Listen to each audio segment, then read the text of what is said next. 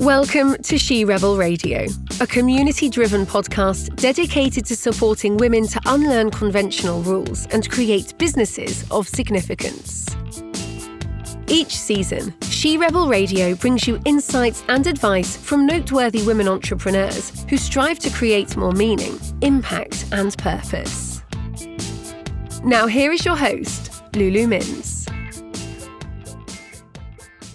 Welcome to episode 81 of She Rebel Radio, 5 summer She Rebel reads.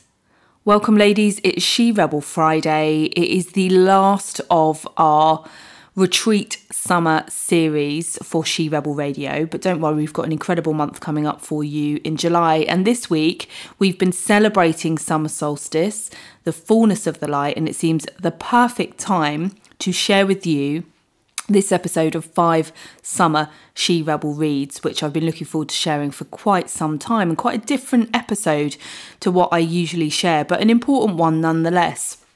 And what I feel is important to say is these are not personal development books. Now, I know as She Rebel Radio listeners, many of you are avid readers of probably anything you can get your hands on, and many of that might be personal development books, you know, developing your expertise and skills within your business and, you know, doing that internal work upon yourself, or maybe reading business books and things like that. But again, I know many of you, like me, are massive fans of fiction, and we're maybe that, I was going to say weird kid, but it's not weird. You know, the kid who would disappear off in the library and be taken, you know, to read the more advanced books. That was me. Hey, I'm showing off in the school library.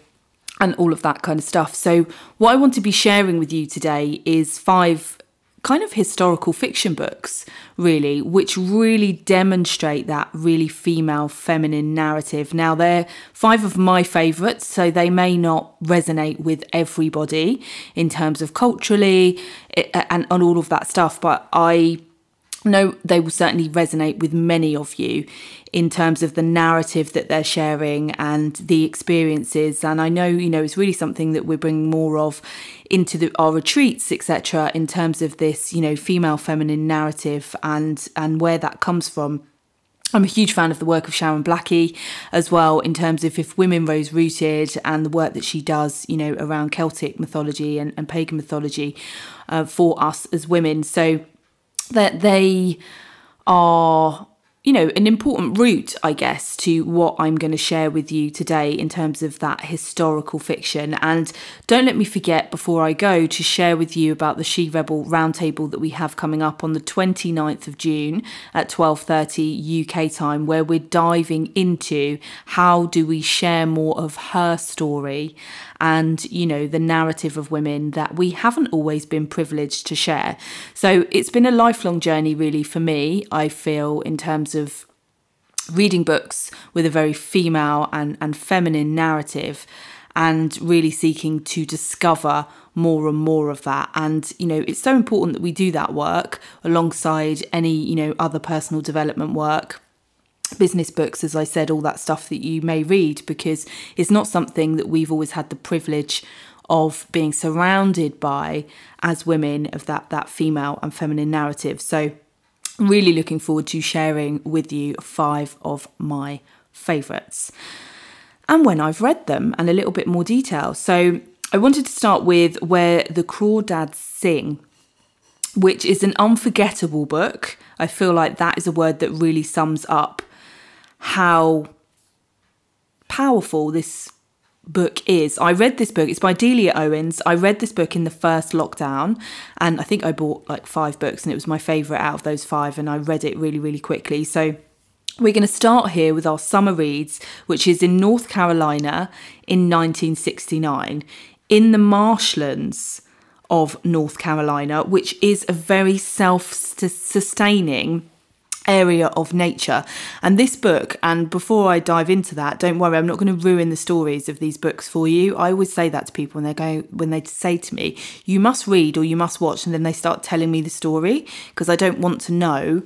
I just want to know kind of a rough little outline. So I always stop people and say, can you not ruin it for me? Because as we know, as human beings, we can get carried away with telling the stories ourselves. So don't worry, I'm not going to do that.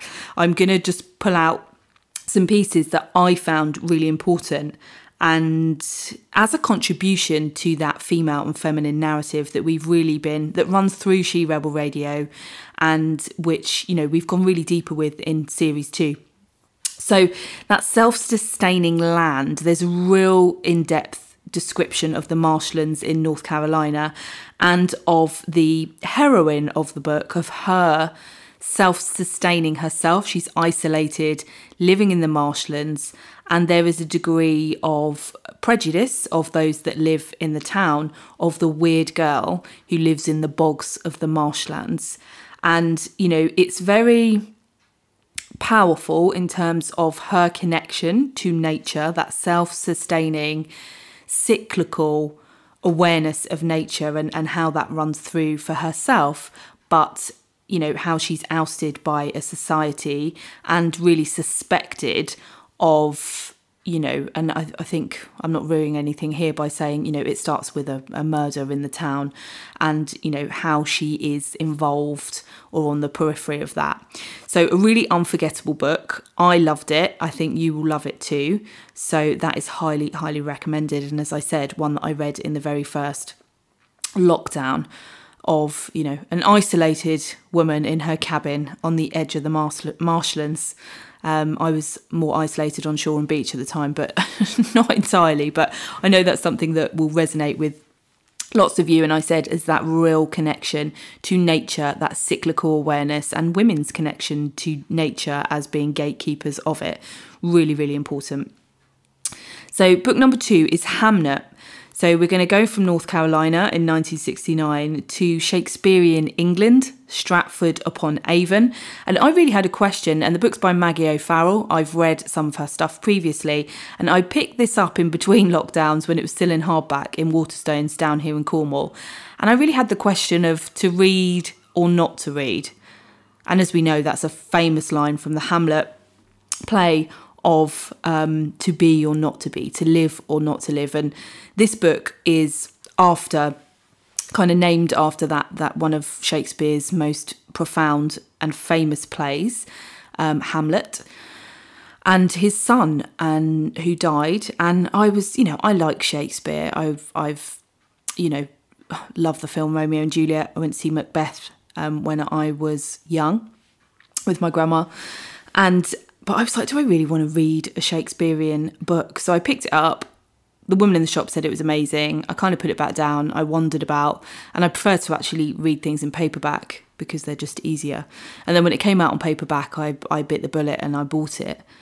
And I'm really glad that I did, because the book is, again, very connected to this female and feminine narrative, and the book is far more about Shakespeare's wife. Shakespeare's not even mentioned in the book, by the way, but it's a really vivid painting of, it's an immersion and an immersive painting of Shakespearean England, probably glamorised. It probably sounds a bit better than it actually was in terms of, a lot of the things, and deadly disease is definitely painted within that book very well. But I'd never really thought about it before in terms of Shakespeare's wife and his family life.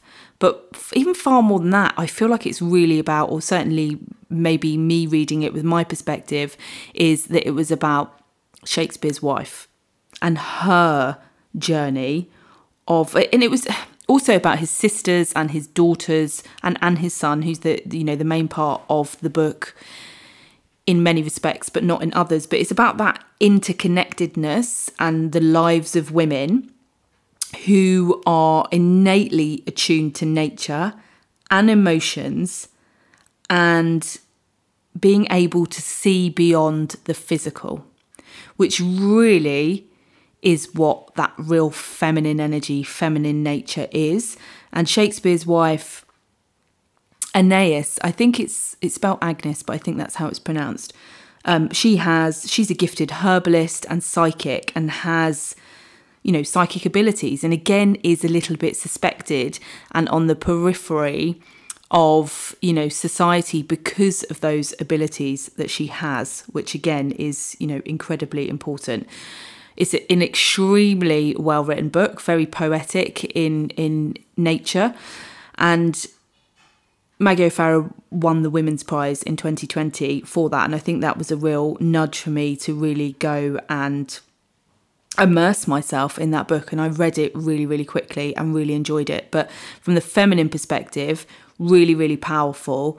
And what was important as well, and with, you know, some research I've been doing recently and an article I found of, you know, imagine we gave women the time to develop their genius, just, you know, as men have had that time and that privilege.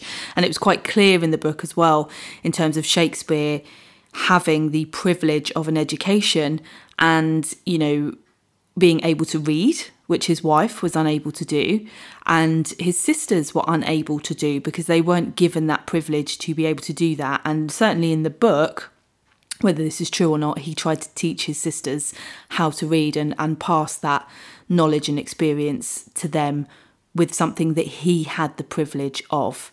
So this is why I say that reading this stuff is so important to fully galvanise and gather a picture of the lives of the women who came before us and their experiences.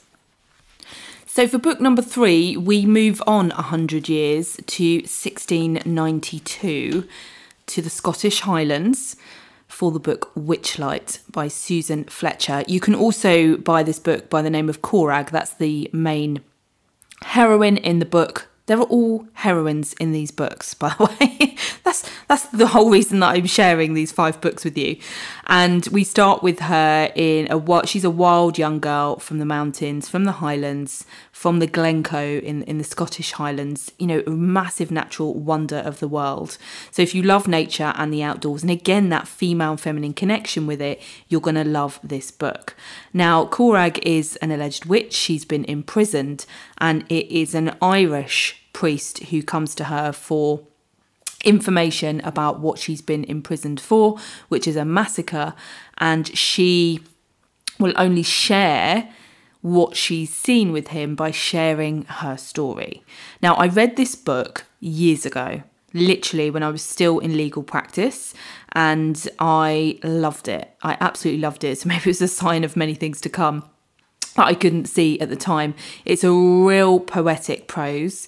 It's a beautiful book and carries real power, real feminine power, but also has that brutality and beauty of human beings and nature alike. Now, it mixes and matches this historical fact and fiction, which is often my favourite kind of book to read in terms of that, you know, fiction-based books, because you get to learn something, you get to paint a picture of a time that came before us, particularly for women, but there are some facts, you learn stuff within that as well. So an incredible book. I still recommend it to women all the time, and I highly recommend that book for, you know, more. I've read a number of books about the witch trials, and this was definitely one of my favourites. I think I found one the other day which also looked equally good. I can't recall the name, but this one will always remain with me as one of my favourites. So really highly recommend that, and it is still massively on my list to explore more of the Scottish Highlands. I've only been up there relatively briefly a couple of years ago, and I've wanted to really explore that area since reading that book, so it will really paint a vivid picture for you if that's something of interest to you, as well as the witch trials, but also, you know, if you've been, you know, you'll massively connect with the land. And again, it keeps on running through here, these 3 that I'm sharing with you, and I think with all of them, maybe not the 5th so much, but yeah, I guess it does, of women's connection with the land and nature. So number 4, I'm cheating slightly because I haven't finished this book. I'm reading it at the moment as we speak. Is Cersei. It's the spellbinding book by Madeline Miller, Greek mythology with a modern feminine twist. So Cersei is a small character in the bigger story of Odyssey. And I know that Mary Beard in Women in Power talks about Odyssey and how women, were sent away not being able to speak, and that was the right of men and all of those things. So we're talking about, Greek and Roman mythology here. And what Madeline Miller does in this book is pull out that relatively small character, Cersei, who is the daughter of Helios, the sun god, and she is born not as beautiful as her mother, as her sisters. She's a little bit odd, and she's kind of ousted. Not really sure where she comes from. But when she starts to discover her powers, her innate powers as a witch, she becomes a threat to the gods. She's a threat to their power. So powerful is she and those abilities that she has, which, by the way, she has to discover and practice and nurture. She actually becomes outcast and sent away to live by herself. So this is really the story of that isolation, the risk that poses to her, but also how she nurtures those powers that she has and practices them, and how she doesn't follow the rules, right? That's what She Rebel Radio is all about, is not following the rules, how she does not follow the rules by the gods and goes on her own path, but also the risk that poses to her is hard to read in points. So, as a point to note, there is some violence and rape and things like that in this book. So be mindful of that. But it's an incredible book. So I recommend, and I haven't even finished it yet. And a big thank you to the person who recommended and lent me that book as well. What's also really important to note with this book is that it's the daughters of gods that are sent away when they don't play the rules, because Cersei becomes not the only one, without giving too much away. And secondly, what I found really interesting is that her story is that she doesn't really belong to the land of the gods, but on goddesses, and she doesn't really belong to the land of mortals, of normal people either. She finds herself trapped between these two worlds, not really sure where she fits. Now, I know through years of coaching women, from coaching women who are she-rebels at heart, that is something that will massively resonate with many of you, of not fitting here and not fitting there. And Brené Brown talks about that, of belonging everywhere and nowhere. And that can be a really difficult place to be, but one I feel is important that you understand does fit in with the real female and feminine narrative. So I know that you're going to love that book as much as me. So now, the last book in our She Rebel Radio Summer Reads is really cheating on my part, because there's actually 7 of them. But before you get cross, you've probably got enough books to read for next summer as well, because they're incredible books to read in the summer. The Seven Sister series by Lucinda O'Reilly. And I have only read 5 of them. I've got 2 left, but the last one, which is The Missing Sister, has only just been released. So you are right on time, ladies, with these books, which are really dazzling, really atmospheric, and kind of super light and fun. But there is a real educational side to them as well. They're definitely formulaic in the sense of it's kind of a very similar story in terms of the formula of the story of the 7 sisters is the same, but there is a real different narrative for each one. Although, there is a love story in each one as well. So this is really like get your bikini on, lie on the beach in the garden and really enjoy the immersion of flamenco dancers, surrealist artists, writers, composers, and all of that is I love them. So I hope that you will love them too. And they are based on the 7 sisters of Pleiades. I probably say that wrong. I'm not very good at pronouncing things, but hey, I still run a radio show. And, the 7 mothers who seeded our earth, the daughters of Atlas. And each of the 7 sisters books by Lucinda O'Reilly is on each of those sisters. and builds out a modern day story. So to cut kind of a long story short, there were 7 adopted sisters from Parsalt who adopts his 7 girls. He dies at the beginning of each of the stories, and they then go on to discover their heritage. He leaves each one of them a letter and a clue as to where it is from the world that they come from, and they really discover their ancestral history. And for many of the sisters, it's also about their relationship with each other, which I find really interesting as one of 3 sisters, but also, you know, for the women that came before them in their families, and, you know, how they'd evolved and the things that they came up against in terms of, you know, stepping into their power and their purpose. There is a love story that runs through each one. I quite like stuff like that. It's, you know, super fun. As I said, these are light reads, but you really do get yourself kind of immersed in a different time, in a different atmosphere, whether that's Flamingo dancers or, you know, Beatrix Potter in England or whatever that might be. I really do think there is something for many of us as women, and, you know, they're quite addictive, these books. So really, really powerful and enjoyable. That's the thing with the 7 Sisters series. And as I said, you don't have to read all 7 of those and the other 4 that I've recommended, because really I've recommended, is that 11 books to you to read this summer, but it may be that you can dive into them super quickly. Now, before you go, as I promised, I wanted to share with you about our 3rd She Rebel Roundtable, which have been super popular, and we hope to do more of them. And this month we are diving in, how do we share more of her story, more of your story? Because history has precluded women from sharing their stories, and collectively many of us still carry those battle scars and seek out the truer narrative for women.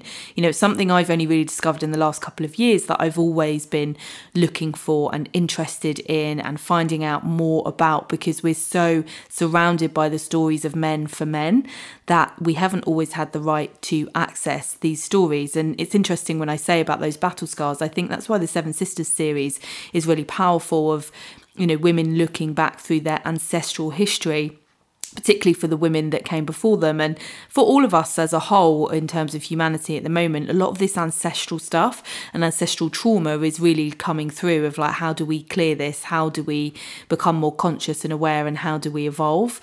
So, you know, discovering and retelling her story is essential in doing that. So how do we collectively share more of her story instead of his story?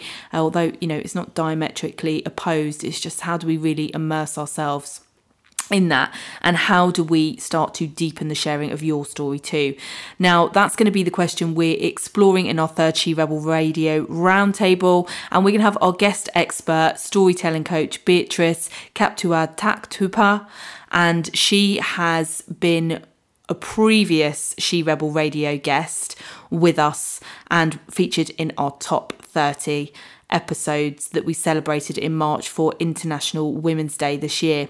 Now, what you get at the She Rebel Radio Roundtables is you're joining a podcast live. You can ask your questions and be part of a lively, intelligent and thoughtful discussion. You also get to network with our fellow She Rebel Radio listeners and guests, and you will leave this roundtable with more insight, depth and confidence in sharing more of your story. I'm really looking forward to seeing you there. Thank you so much for being here with me today. It's been an honour to share with you my favourite 5 She Rebel Radio summer reads. Thanks for listening to She Rebel Radio, the podcast for women unlearning conventional rules and creating their businesses of significance. She Rebel Radio is executive produced by award-winning coach and advocate Lulu Mins. If you enjoyed this episode, make sure to hit subscribe. And if you're feeling social, find Lulu Mins and the She Rebel Radio community using the links below.